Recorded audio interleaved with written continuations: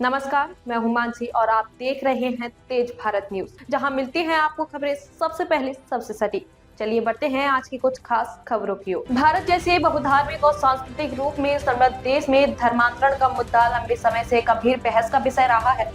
आज यह प्रश्न केवल आस्था तक सीमित नहीं रहा, बल्कि राष्ट्रीय सुरक्षा, सामाजिक संतुलन और संवैधानिक मूल्यों से जुड़ गया है। प्रख्यात अभिवक्ता अश्विनी कुमार उपाध्याय का स्पष्ट मत है कि जबरन, प्रलोभन, धोखाधड़ी, भय या विवाह के माध्यम से किया जाने वाला धर्मांतरण न केवल व्यक्ति की स्वतंत्रता का हनन है, बल्कि यह भारतीय संविधान की मूल भावना के भी विरोध है। उनका कहना है कि अनुच्छेद 25 धर्म की स्वतंत्रता देता है, लेकिन वह स्वतंत्रता जबरन या छल पूर्वक धर्म परिवर्तन की अनुमति नहीं देती। गुरु तेग बहादुर जी ने धर्म और आत्मसम्मान की रक्षा के लिए अपना सर्वोच्च बलिदान दिया। उनका जीवन हमें सिखाता है कि धर्म की रक्षा केवल आस्था का नहीं, बल्कि अस्तित्व का और स्वतंत्रता का प्रश्न है। आज लव जिहाद, संगठित धर्मांतरण और जनसंख्या की असंतुलन जैसी चुनौतियां देश की आंतरिक सुरक्षा के लिए गंभीर खतरा बनाती जा रही हैं। उनके राज्य में एंटी कन्वर्सेशन लॉ लागू है, लेकिन पूरे देश के लिए एक सशक्त और प्रभावी केंद्रीय कानून की आवश्यकता महसूस की जा रही है, ताकि धर्मांतरण के नाम पर चल रहे अवैध और असंवैधानिक कृत्यों पर रोक लगाई जा सके। यह कानून किसी धर्म के खिलाफ नहीं, बल्कि व्यक्ति की स्वतंत्रता, समाज की स्थिरता और राष्ट्र की सुरक्षा के पक्ष में होगा। घर वापसी को धर्मांतरण कहना भी एक बड़ा भ्रम है। अपने मूल धर्म में लौटना सांस्कृतिक पहचान से जुड़ना और स्वेच्छा से लिया गया निर्णय है, जबकि जबरन या लालच के माध्यम से कराया गया परिवर्तन अपराध की श्रेणी में आता है। आज आवश्यकता है कि भारत एक मजबूत एंटी कन्वर्सेशन लॉ के माध्यम से संविधान, सामाजिक सौहार्द और राष्ट्रीय सुरक्षा की रक्षा करे। यह समय तुष्टीकरण की राजनीति से ऊपर उठकर राष्ट्रीय हित में ठोस निर्णय लेने का है। जयंती और पुण्यतिथि मनाते हैं, गुरु तेग बहादुर जी की, गुरु गोविंद सिंह की जयंती और पुण्यतिथि मनाते हैं, लेकिन वो चाहते क्या थे? वो कैसा भारत चाहते थे? वो किन चीजों को खत्म करना चाहते थे? इसके ऊपर कभी चर्चा ही नहीं करते। हम गुरु तेग बहादुर जी का 350वां बलिदान दिवस मना रहे हैं। पूरे देश में कुछ न कुछ कार्यक्रम हो रहा है, डाक टिकट जारी हो रहा है, लंगर लगाए जा रहे हैं, प्रभात फेरी हो रही है, शांति सभा हो रही है, फल बांटे जा रहे हैं, मिठाइयां बांटी जा रही हैं, दवाइयां बांटी जा रही हैं, माला चढ़ा रहे हैं, मत्था टेक रहे हैं, सब कुछ हो रहा है। लेकिन गुरु तेग बहादुर जी की अंतिम इच्छा क्या थी? वो क्या चाहते थे? उनका बलिदान किस लिए हुआ? और जिसलिए उनका बलिदान हुआ, क्या वो समस्या ठीक हो गई? उसके ऊपर चर्चा नहीं करते। पूरे देश में मैंने अनेकों कार्यक्रम अटेंड किए, बहुत सारे सेमिनार हुए, बहुत सारे ऐसे भी प्रेस कॉन्फ्रेंसेस देखी जो गुरु तेग बहादुर जी के नाम पे हो रही हैं। कहीं पे भी न धर्मांतरण की चर्चा हो रही, न घर वापसी की चर्चा हो रही है। गुरु तेग बहादुर जी का बलिदान किस लिए हुआ? क्योंकि वो धर्मांतरण को रोक रहे थे। गुरु तेग बहादुर जी का बलिदान किस लिए हुआ? क्योंकि घर वापसी करा रहे थे। और पूरे के पूरे देश में सब कुछ हो रहा है, लेकिन दो विषयों पे चर्चा नहीं हो रही है, घर वापसी कैसे कराई जाए और धर्मांतरण कैसे रोका जाए। इसलिए मैं सबसे पहले सरकार से निवेदन करता हूं, माननीय प्रधानमंत्री, गृहमंत्री से निवेदन कर रहा हूं, संसद में कम से कम 2 दिन गुरु तेग बहादुर जी के सपनों के ऊपर चर्चा करिए। गुरु तेग बहादुर जी का बलिदान किस लिए हुआ, इसके ऊपर संसद में कम से कम 2 दिन चर्चा करिए। उनकी 2 इच्छा थी, धर्मांतरण रुके, घर वापसी हो। ये ना अभी तक धर्मांतरण रुका, न घर वापसी शुरू हुई। इसलिए गुरु तेग बहादुर जी के बलिदान के ऊपर संसद में चर्चा करना नितांत आवश्यक है। मैं सरकार से मांग करता हूं, संविधान में कम से कम एक चैप्टर के पहले गुरु तेग बहादुर जी का, गुरु गोविंद सिंह जी का चित्र जरूर स्थापित करिए। गुरु गोविंद सिंह का चित्र पहले भी था, लेकिन वो हटा दिया गया। अब चूंकि दोबारा चित्रों को लाना है, तो गुरु तेग बहादुर जी के साथ गुरु तेग बहादुर जी और गुरु गोविंद सिंह का चित्र एक साथ आना चाहिए।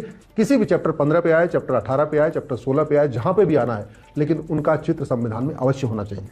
मैं सरकार से भी निवेदन कर रहा हूं, गुरु तेग बहादुर जी ने जो बलिदान दिया था, धर्मांतरण के खिलाफ किया था। इसलिए धर्मांतरण को भारत में राष्ट्र की सुरक्षा के लिए खतरा घोषित करिए।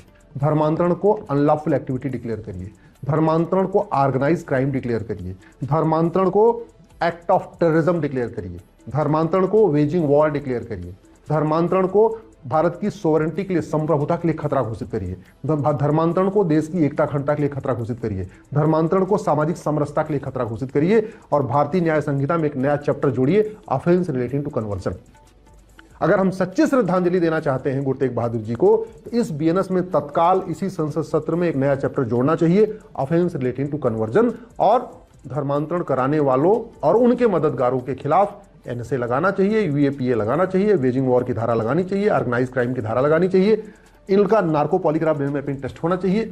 इनकी 100% संपत्ति जब्त करने का प्रावधान होना चाहिए। इनको 1 साल के अंदर आजीवन कारावास, फांसी की व्यवस्था हो, नहीं आज फांसी तो कम से कम 10 से 20 साल की सजा का कानून बनना चाहिए और वो तत्काल बनना चाहिए।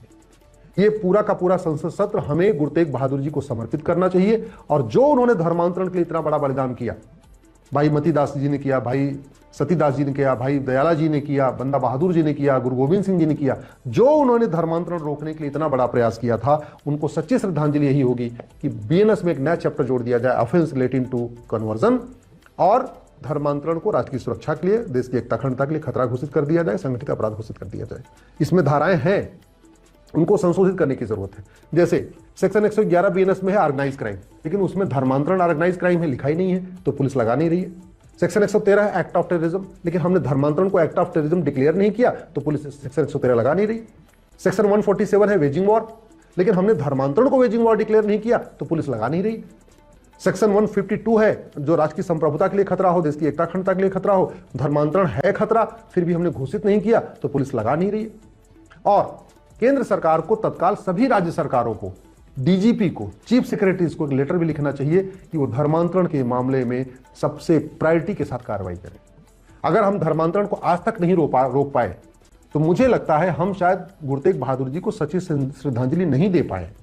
गुरु तेग बहादुर जी ने जो बलिदान दिया धर्मांतरण रोकने के लिए किया, इसलिए सभी भारतीयों की जिम्मेदारी होनी चाहिए कि 100% धर्मांतरण रुक जाए।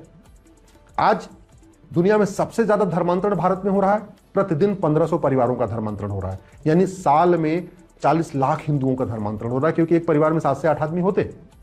दुनिया में सबसे ज्यादा लफ्ज़-ए-जिहाद भारत में हो रहा है, 5 लाख बहन बेटियां गायब हो रही हैं, उसमें से 1.5 लाख तो वापस मिल जाती हैं, पुलिस कंप्लेन के बाद 3.5 लाख मिलती नहीं है, यानी प्रतिदिन 1000 बेटियां लफ्ज़-ए-जिहाद का शिकार हो रही है।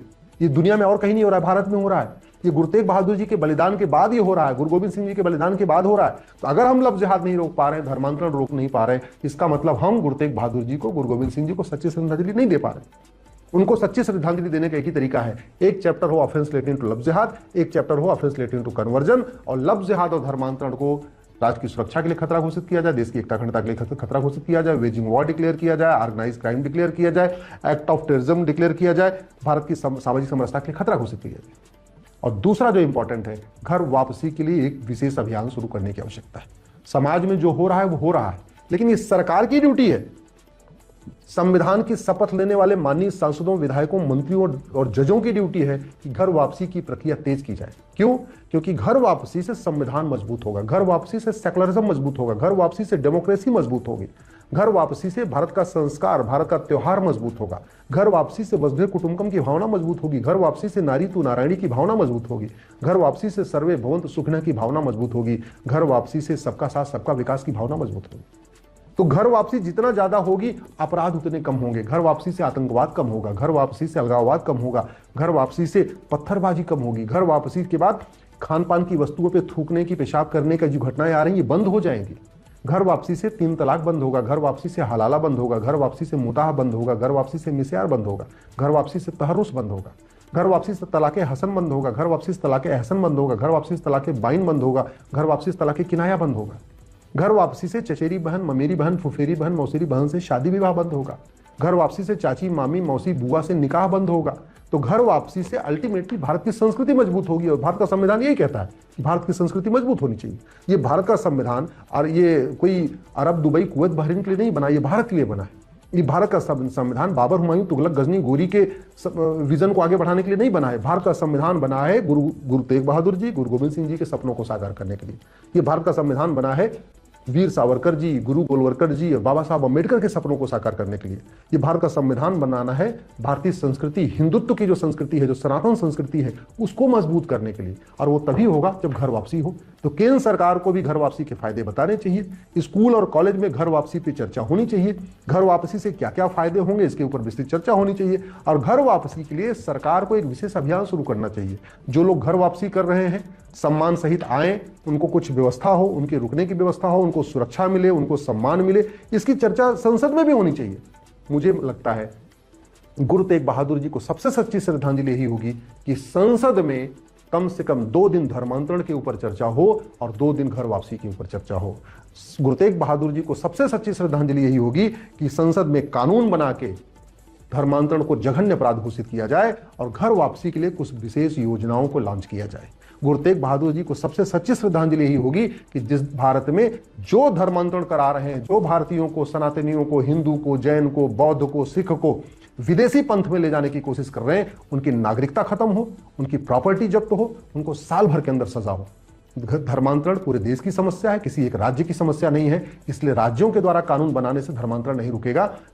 धर्मांतरण तो तभी रुकेगा जब केंद्र में कानून हो, कठोर कानून हो, साल भर के अंदर सजा मिले, साल भर के अंदर ऐसे लोगों की नागरिकता खत्म हो जो धर्मांतरण कराते हैं, साल भर के अंदर इनको जेल में ठूसा जाए जो धर्मांतरण कराते हैं। इसलिए संविधान की शपथ लेने वाले माननीय सांसदों, विधायकों, मंत्रियों और जजों जो गुरु तेग बहादुर जी का सम्मान करते हैं, उनसे आग्रह करता हूं इन दो विषयों पे, घर वापसी और धर्मांतरण के ऊपर गंभीरता के साथ चर्चा करें। संसद में चर्चा होनी चाहिए और तत्काल कानून बना। तो यह थी आज की खास खबर तेज भारत न्यूज के साथ। अगर आपको वीडियो पसंद आई हो तो उसे लाइक करें, कमेंट करें, शेयर करें। धन्यवाद।